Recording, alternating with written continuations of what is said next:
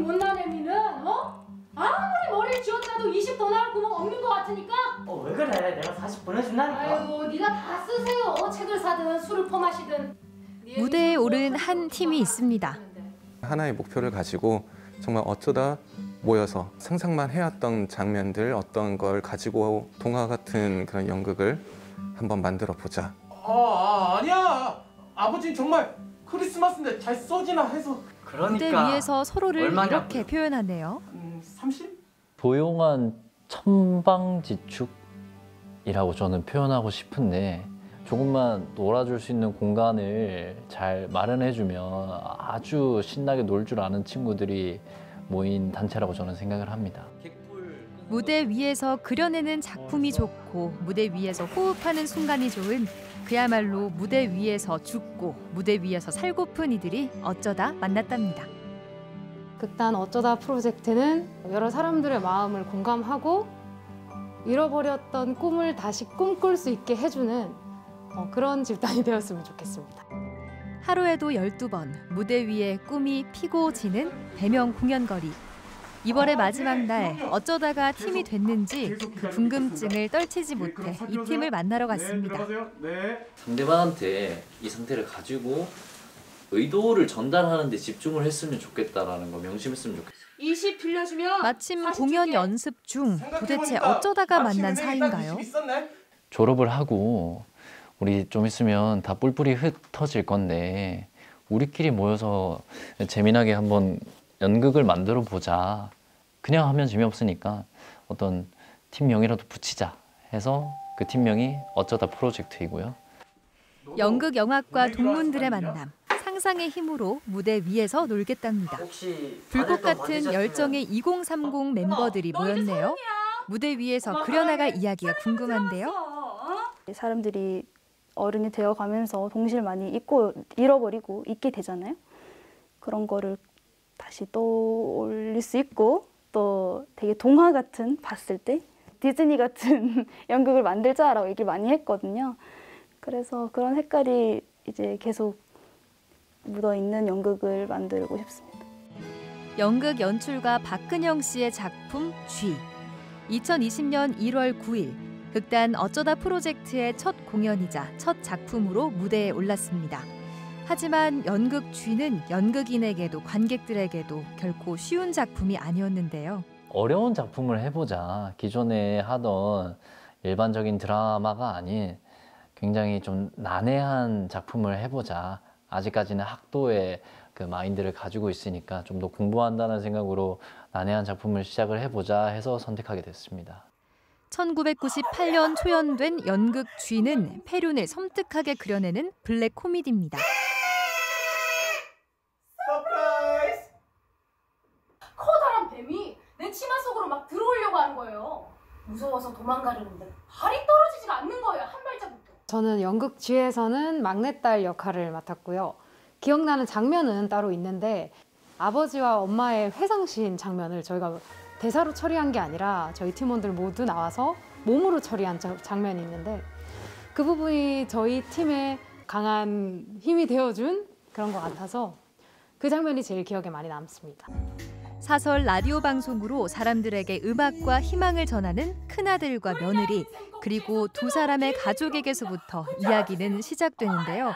극한 상황 속에서 서로의 살을 뜯어먹고 폭력이 곧 힘이 되는 인간의 추악한 모습을 적나라하게 그려냅니다. 저희가 물을 썼는데 이거를 극장에서 원래는 극장에서는 물과 불을 사용하면 안 돼요. 그거를 양해를 구하고 저희가 사용을 했었는데, 이거 배관 작업을 하면서 물이 여기저기 다 새고 물을 그만 나와야 되는데 계속 나오고 이러다 보니까 이 타이밍 잡고 그런 시간들이 굉장히 많이 들고, 근데 그때 정말 재밌었거든요.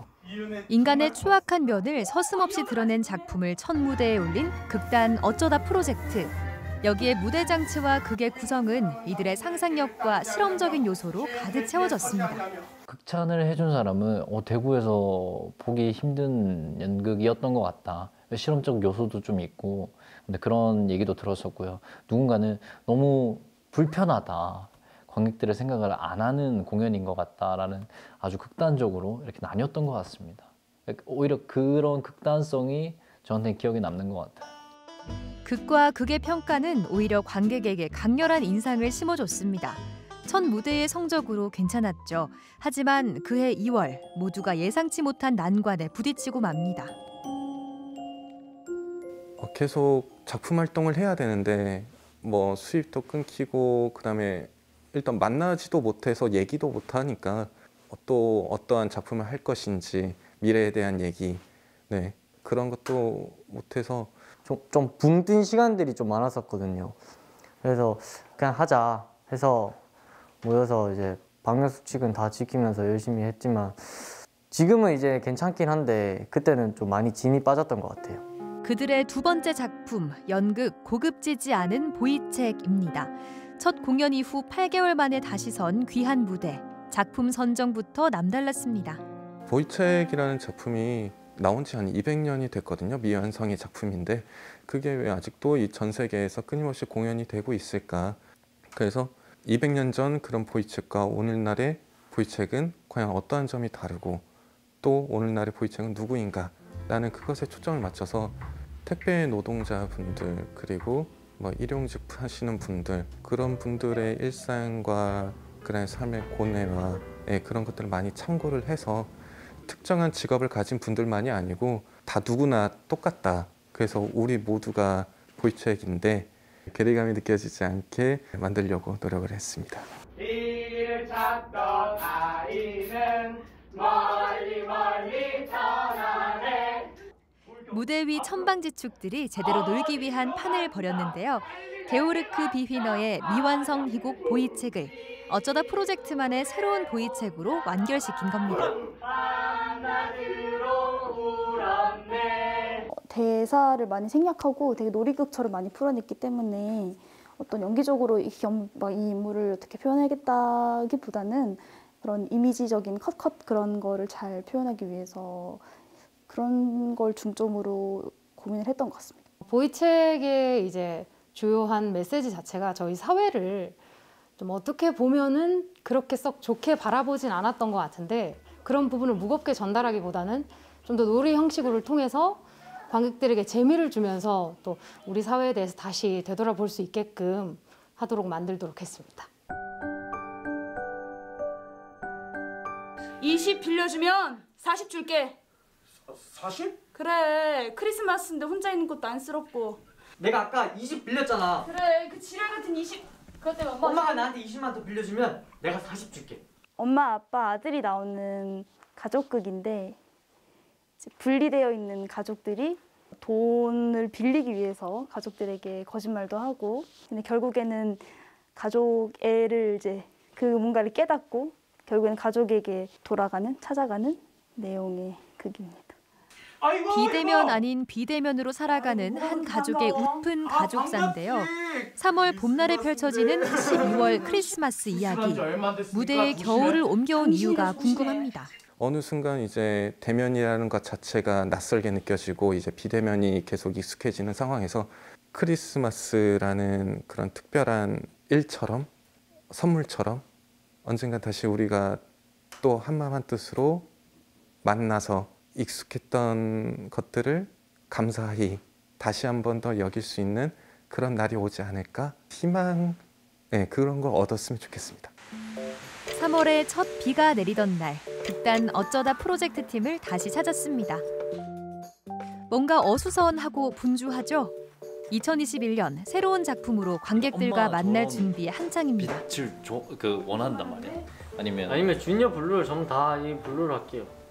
조명 이제 작업하는데 지금 공간이 분리돼 있는 거라서 엄마방, 아빠방, 아버지 방 이렇게 구분 지어서 이제 전면 잡는 거 했고요. 이제 뒤에 이제 블루로 이제 살짝 눌러주는 걸로 이제 하는 것까지 했고 이제 탑 위치 잡고 이제 그 작업만 하면 됩니다. 연출팀, 배우팀 나눌 것도 없습니다. 오늘 같은 날은 모두가 두 손 걷고 나섰는데요. 단원들 손끝에 설렘과 기대가 묻어납니다. 뭐 연출부나 배우들 이런 구분 없이 이제 모든 인원들이 다 모여서 같이 작업하고 있습니다. 구분 없이. 빨리 신속하게 작업을 완료하고 배우들도 무대에 적응하고 이제 해보고 무대를 밟아보고 집에 가면은 이제 완벽할 것 같습니다. 무대가 제법 갖춰졌습니다. 본 공연을 3일 앞둔 지금은 배우들에게도 중요한 시간. 먼저 동선 확인에 나섰는데요. 그런 거 하려고 글 쓰는 거 아니야. 너 이제 마냥 놀 때 지난 거 알지? 내가 지금 노는 거야? 아, 저 궁금한 거 하나 있어요.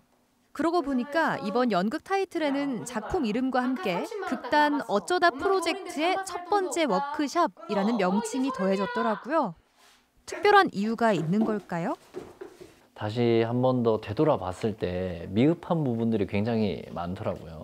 가장 이 무대 공연에서 필요한 게 뭐가 있을까를 생각을 하다가 배우 훈련이 필요하지 않을까. 완성도가 높은 작품성보다는 배우들의 훈련장 그리고 또 관객들이 그것을 가감없이 비판과 심판을 해주시고 또 그것을 통해서 배우는 시간을 가지려고 워크숍이라는 타이틀을 달았습니다. 무조건 처음에 무언가를 배울 때는 그래도 잘 짜져 있는 그 길대로 배우는 것이 훨씬 더 나중에 자기 것을 만드는 것에 더 도움이 될 것 같다라는 생각에 최대한 바꾸지 않으려고 노력을 했습니다.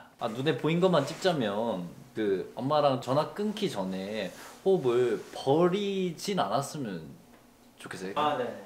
의도대로 되지 않은 어떤 뭔가가 있겠죠. 그거가 같이 더 보여지면 좋을 것 같아요. 아빠랑 나랑 촛불 관객들과의 호흡마저도 최고의 자극과 배움이라는 거죠. 됐다. 기대되는 세 번째 작품의 주인공들 한번 모셔볼까요? 그냥 그걸로 퉁쳐. 성욕구가 강한 아이고요. 그다음에 잠시만요. 그러니까 단체 내에서 아니요. 아들 역할이요. 제가 그런 게 아니라 아들 역할이 글을 쓰고 있는데 잘 의욕이 없는 그런 아이입니다. 엄마가 이제 생활력이 강하고 억세해 보일 수 있을 만큼 남편이랑 아들 아이고 이 인간들 이러면서도 그런 알 수 없는 가족의 모성의 뭐 그런 애정을 기반으로 굉장히 일반적인 가족이죠, 오히려. 이미 분리되어서 살고 있는 가족 형태가 많아져서 저는 이 가족 형태가 지금 사회에선 제일 일반적인 가족이지 않나라고 생각하고 작업에 임했습니다. 봉합이 될지 안 될지를 질문하는 게 이 작품의 마지막이라고 저는 개인적으로 생각을 하고요. 좀 더 여백을 놔뒀으면 했는데 작품을 만들다 보니 제 개인적인 생각이 좀 더 들어간 것 같은데 마지막에 저는 이 작품을 끝나고 오랜만에 이제 가족들 얼굴을 보러 갈 거거든요. 네, 이게 제 답입니다. 또 보고 나면 가족이 생각나는 연극이라고 합니다. 기존 원작에서 화합과 치유를 이야기했다면 극단 어쩌다 프로젝트 팀은 모두가 함께 살아가는 따뜻한 삶의 의미를 전달하고 싶다네요. 정말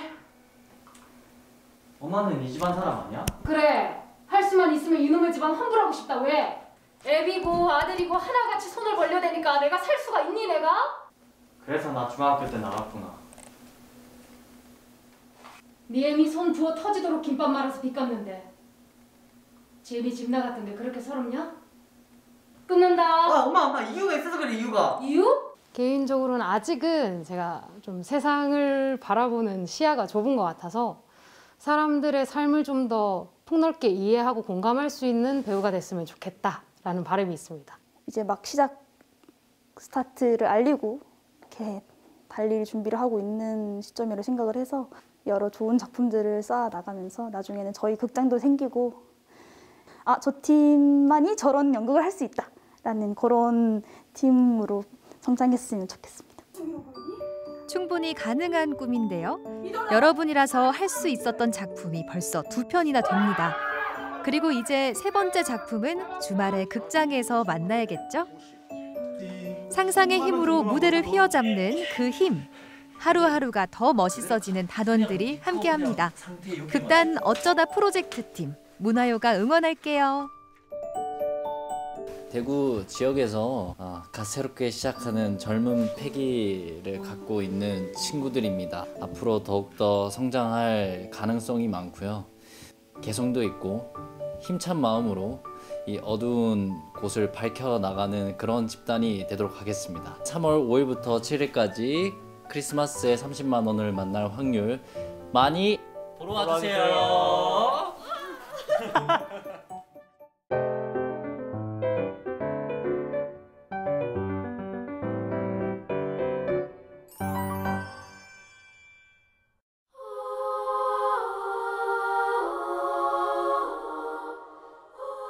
시대를 호령한 영웅이나 세계의 업적을 남긴 위대한 사람들을 담아내는 인물화.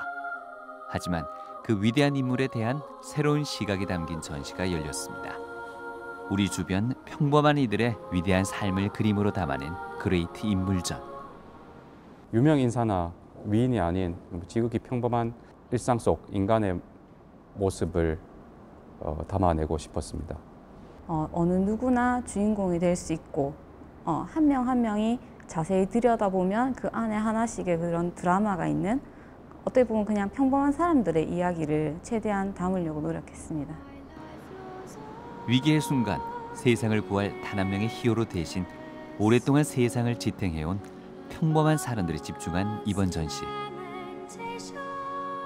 회화, 설치, 사진, 영상 등으로 자신만의 가치 있는 인물을 자유롭게 풀어낸 작가들.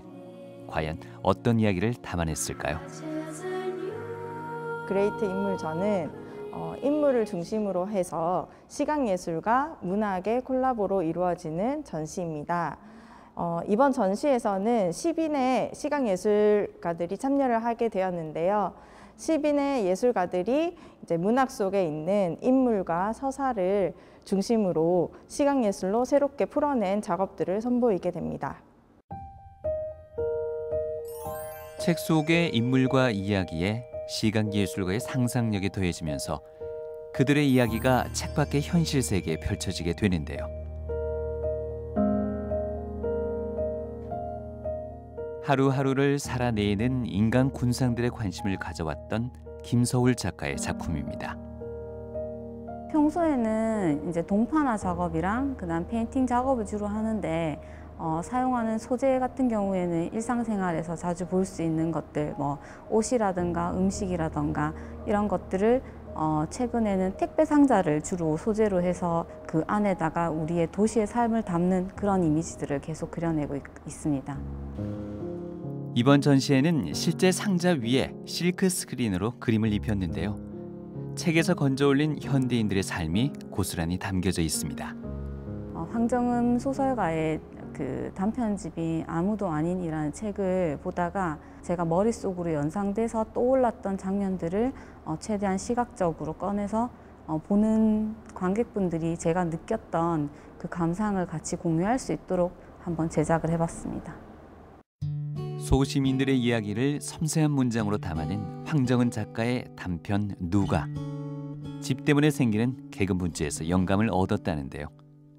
소설 속에서 제가 이제 캐치를 했던 가장 큰 부분은 주인공의 삶이 점점 상승되는 게 아니고 점점 하강해 가면서 그런 삶의 중심부에서부터 외곽 언저리를 자꾸 밀려나간다는 사실이었거든요.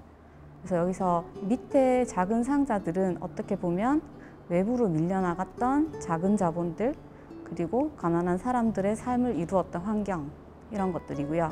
위로 올라가면서 점점 커지는 상자는 그렇게 이렇게 자본으로 잠식해져 들어오는 거대한 힘, 소시민이 이길 수 없었던 어떤 큰 무언가, 약간 그런 이미지로 해서 위로 올라갈수록 점점 더 크고 새로운 산업의 이미지를 담았습니다. 이런 거였구나. 이웃의 취향으로부터 차단될 방법이 없다는 거. 계급이란 이런 거였고 나는 이런 계급이었어. 왜냐하면 더 많은 돈을 가져서 더 많은 돈을 지불할 수 있다면 더 좋은 집에서 살 수 있을 테니까.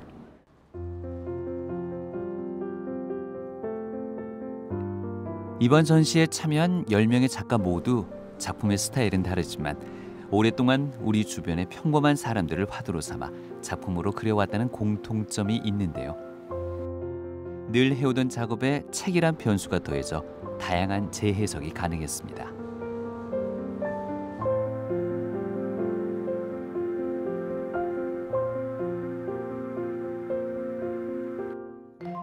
작가의 작품이 더 궁금하다면 전시장 중간에 마련된 작은 도서관을 이용할 수도 있다는데요.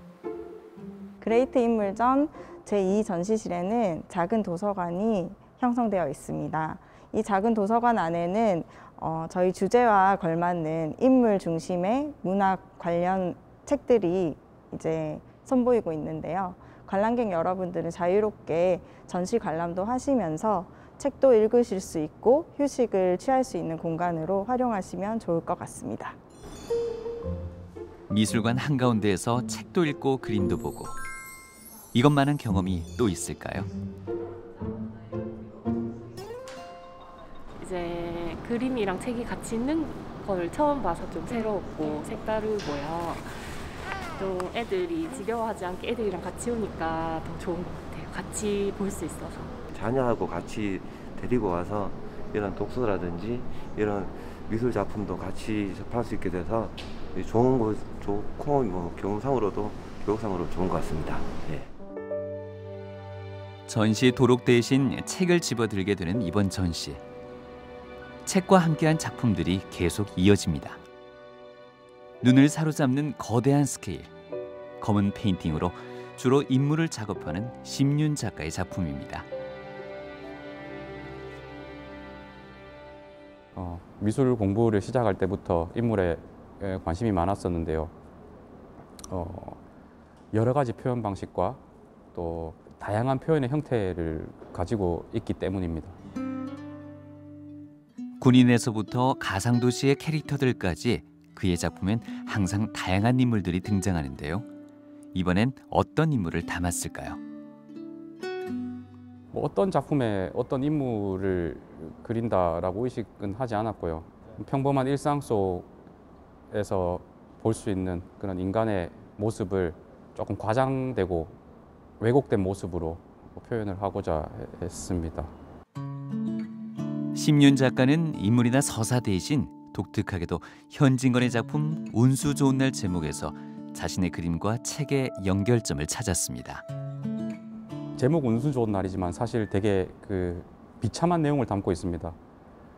제 작업 역시 역설적인 제목이 이 주제를 드러내는 큰 장치인데요. 이 작품 제목이 봄입니다. 봄, 스프링. 봄이라 하면은 풀도 돋아나고 막 생명의 기운이 넘치고 하는 그런 단어이지만 이 작품에서는 그런 걸 느낄 수가 없습니다. 뭐 휴식을 취하고 있는지 뭔가 고뇌하고 있는지 알 수 없는 남자가 쭈그려 앉아서 봄이 왔지만 봄을 느낄 수 없었다는 것을 표현하고 싶었습니다. 뼈만 남은 작가의 그림 속 인물과 책 속의 인물들을 비교해가며 감상할 수 있는 것 또한 이 전시에서만 느낄 수 있는 재미라고 할 수 있습니다.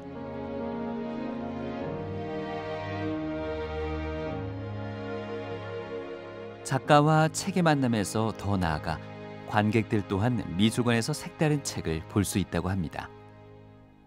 그레이트 인물전 연계 행사로 4인 4색 사람책 열람 행사가 진행되고 있습니다. 4명의 일반인 선생님들이 직접 모셔서 자신이 관람객들에게 이야기하고자 하는 다양한 주제를 가지고 소통하고 이야기 나눌 수 있는 자리입니다. 시각예술의 직관성에 책의 깊이감이 더해진 이번 전시. 평범한 인물의 삶 속에서 찾아낸 비범한 주제들을 작가들의 작품을 통해 느껴볼 수 있었는데요. 미술과 문학, 이 두 장르의 만남은 4월까지 이어집니다. 좀 되게 새롭고 재밌었던 것 같아요. 약간 과제이기도 했는데 약간 그런 생각하는 과정이 굉장히 재밌기도 하고 제가 평소에 하지 못했던 거, 미처 생각 못했던 부분도 좀 새롭게 하게 된 것 같아서 그런 면에서는 되게 도전적이었지만 되게 즐거웠던 전시였던 것 같습니다. 제 작업의 주제는 이제 제가 바라보는 현대인들의 모습이에요. 현대인들의 모습인데 좀 그거를 되게 차갑게 바라보거든요. 내일이 아닌 것처럼 관객들이 제가 바라보는 방식 그대로 보기를 저는 바라지는 않습니다. 그냥 각자가 느끼는 대로 작품을 즐기면 좋을 것 같습니다.